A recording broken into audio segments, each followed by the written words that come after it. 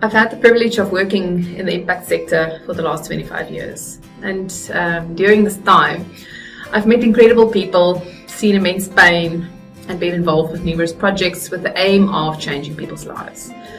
And of course, if it wasn't for this sector, millions of people around the world would have been left destitute.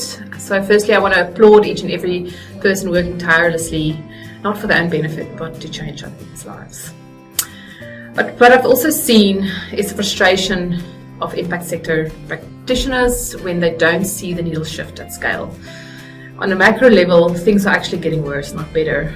And Otto Scharmer said it very well. He said, with so many good-hearted people in the world pumping effort and money into development, why are we still collectively creating results that nobody wants? Around 2014, I was a victim in an armed robbery, during which the robber was killed by the police. And after that event, I had a burning desire to understand why he chose that life and to play a part in leveling the playing field, because I realized that it's very easy to make the right decisions when the opportunities are on the table. But if they're not there, it's a completely different story.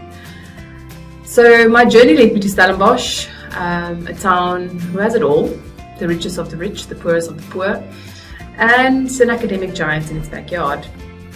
And here my focus for the last 10 years have been in micro-enterprise development, non-profit collaboration, and impact innovation education.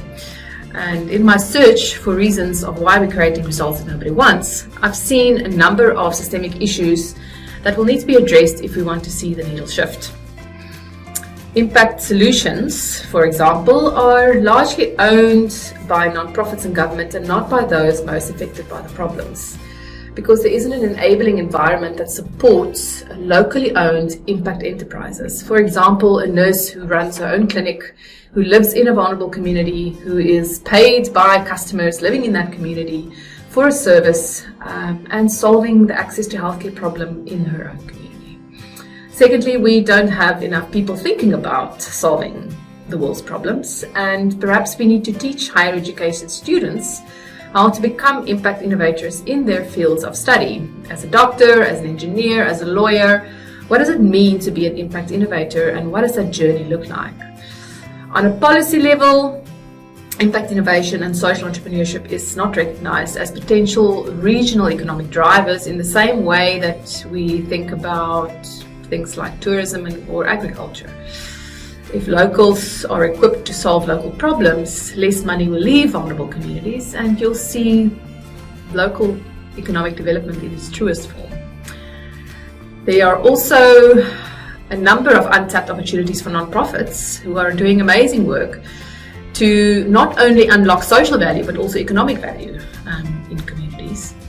And then lastly, but definitely not the least, access to finance is a challenge for any entrepreneur, not only for social or impact entrepreneurs. But we do believe that patient capital specifically, which is capital that is willing to wait for its return, is another big gap that needs to be filled and needs to be developed. Not long after the robbery in 2014, I had the privilege of visiting an impact hub in Vienna, Austria. And it felt like I found my tribe in another continent. Little did I know that 10 years later, Impact Hub would become the vehicle through which we will attempt to address some of these systemic gaps.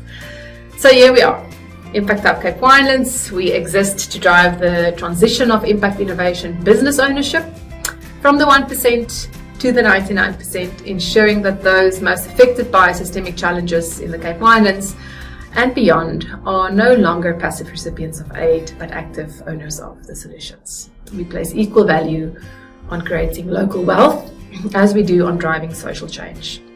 So join us, journey with us as we humbly seek to put the power in people's hands to be the heroes in their own stories.